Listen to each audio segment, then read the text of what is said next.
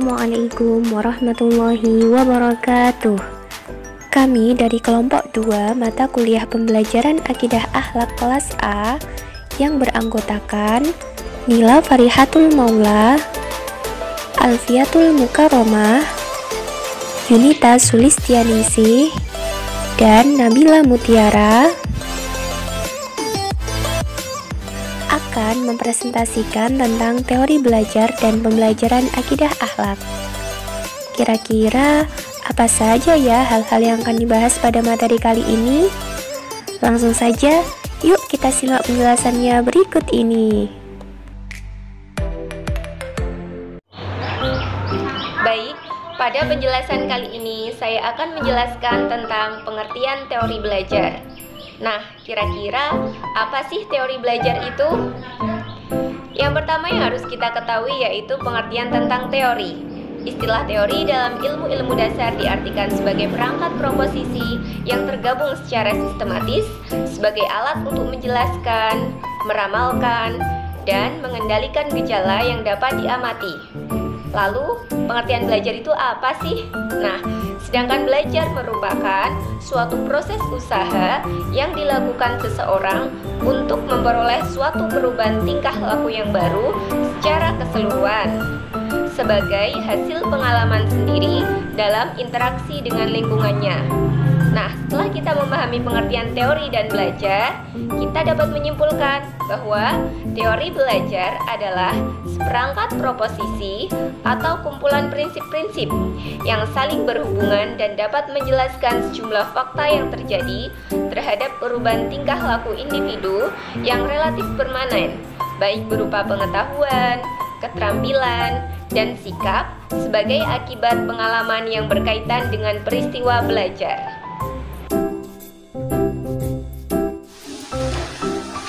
Di sini saya akan menjelaskan pengertian pembelajaran akidah akhlak. Istilah pembelajaran berhubungan erat dengan pengertian belajar dan mengajar. Belajar, mengajar, dan pembelajaran terjadi bersama-sama.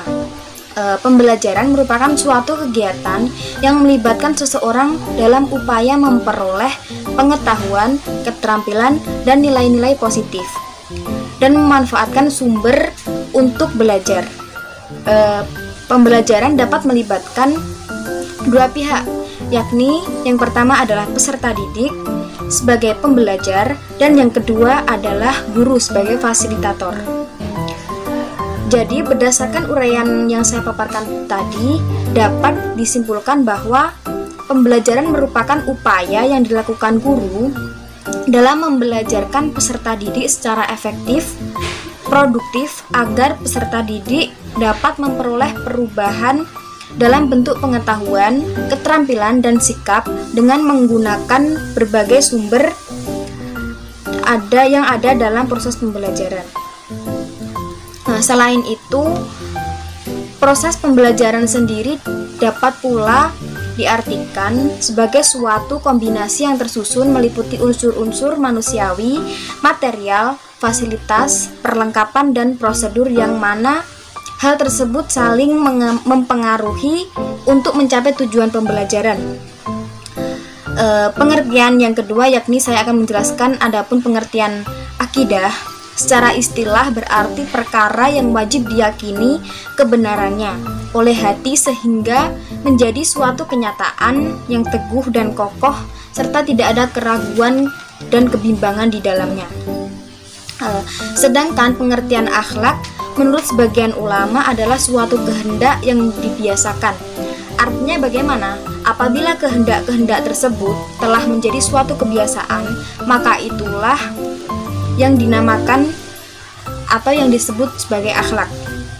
Nah, dari paparan materi di atas dapat disimpulkan bahwa pengertian pembelajaran akidah akhlak adalah proses perubahan baik, perubahan tingkah laku maupun pengetahuan dengan melalui interaksi antara guru dan peserta didik di dalam kelas yang di dalamnya terdapat materi akidah akhlak.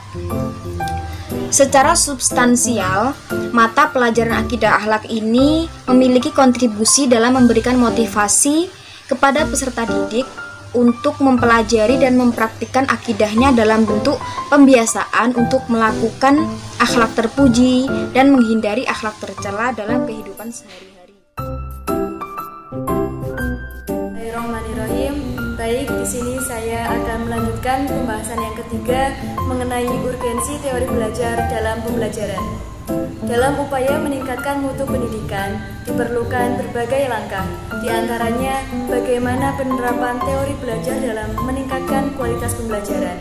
Sebab dalam meningkatkan hasil belajar, tentunya diperlukan proses pembelajaran yang berkualitas, guru yang selalu berpikir kritis dan kreatif serta inovatif dalam menyelesaikan permasalahan dan mencari solusi agar proses pembelajaran dapat berjalan dengan baik, menyenangkan, dan berkualitas. Dalam proses pembelajaran, terjadi interaksi antara guru dengan peserta didik, di antaranya dalam rangka menstimulasi, mentransfer, dan mendemonstrasikan. Interaksi ini sangat perlu dipahami dan dijadikan rambu-rambu oleh guru dalam menerapkan teori belajar.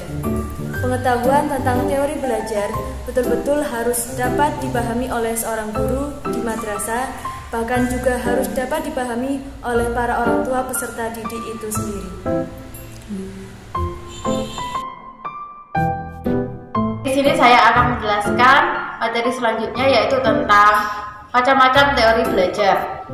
Di antara banyaknya teori belajar yang berkembang, ada 3 kategori utama atau kerangka filosofi mengenai teori-teori belajar, yaitu teori belajar behaviorisme, teori belajar kognitivisme, dan teori belajar konstruktivisme. Penjelasan pertama mengenai teori belajar behaviorisme. Teori belajar ini dikembangkan atas dasar perubahan perilaku individu yang diberikan stimulus tertentu. Riset pada teori ini umumnya diberlakukan pada binatang.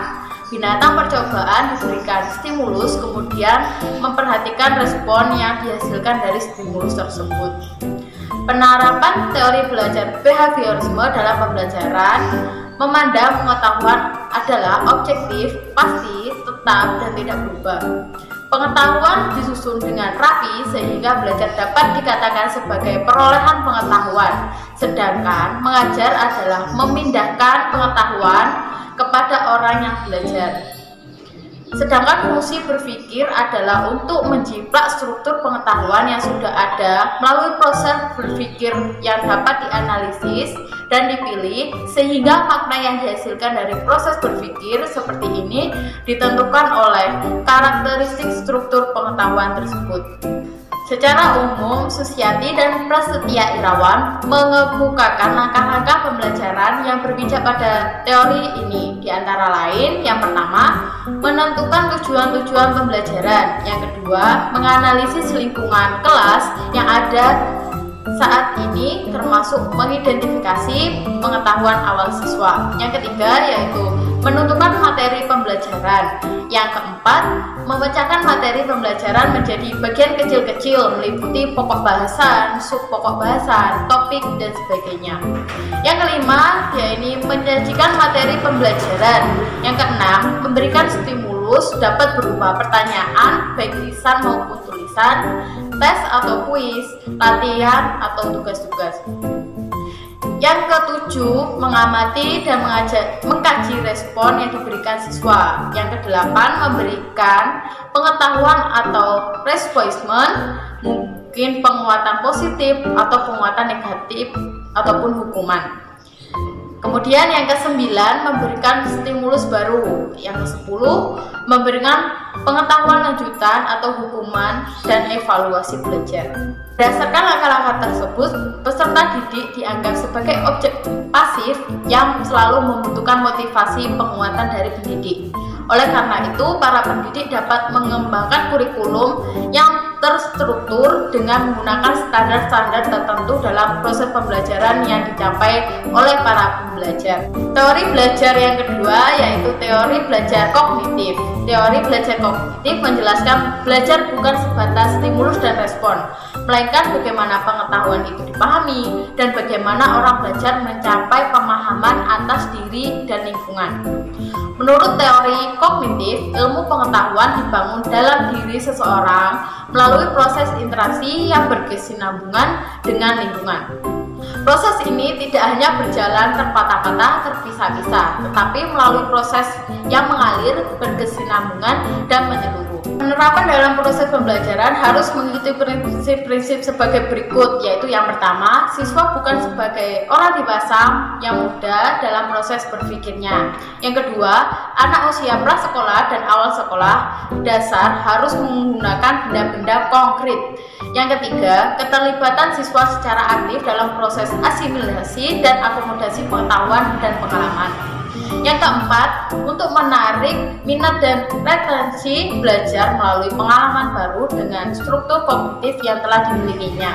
Yang kelima, pemahaman dan retensi akan meningkatnya jika materi pembelajaran disusun dengan menggunakan pola dari yang sederhana ke kompleks. Yang ketujuh, belajar memahami akan lebih bermakna daripada belajar menghafal. Yang kedelapan, adanya perbedaan individual pada diri peserta didik, hal-hal yang perlu diperhatikan karena sangat mempengaruhi keberhasilan belajar peserta didik. Guru berperan sebagai fasilitator pengetahuan, mampu memberikan semangat belajar, membina, dan mengarahkan peserta didik. Guru harus mampu menghadirkan materi pembelajaran yang membawa peserta didik kepada suatu kesadaran untuk mencari proses pengetahuan yang baru. Baik, teori yang ketiga yaitu teori belajar konstruktivisme. Teori konstruktivisme merupakan proses membangun atau menyusun pengetahuan baru dalam struktur kognitif siswa berdasarkan pengalaman. Pengetahuan ini berbentuk bukan dari objek semata, akan tetapi juga dari kemampuan individu sebagai subjek yang menangkap setiap objek yang diamatinya. Untuk itu perlu penciptaan lingkungan yang kaya untuk membantu bagi terjadinya proses belajar. Penerapan proses pembelajaran harus didasarkan pada metode konstruktivisme dengan memperhatikan beberapa prinsip, yaitu yang pertama, menyediakan pengalaman belajar yang menjadikan peserta didik dapat melakukan konstruksi pengetahuan. Yang kedua, pembelajaran dilaksanakan dengan mengaitkan kepada kehidupan nyata.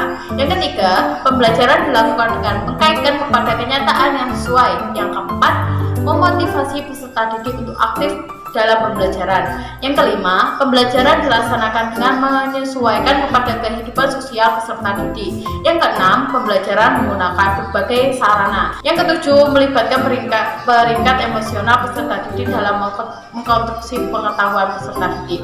Baik, mungkin hanya itu materi yang dapat saya sampaikan. Kurang lebihnya saya mohon maaf. Saya akhiri. Wabillahi taufiq wal hidayah. Wassalamualaikum warahmatullahi wabarakatuh.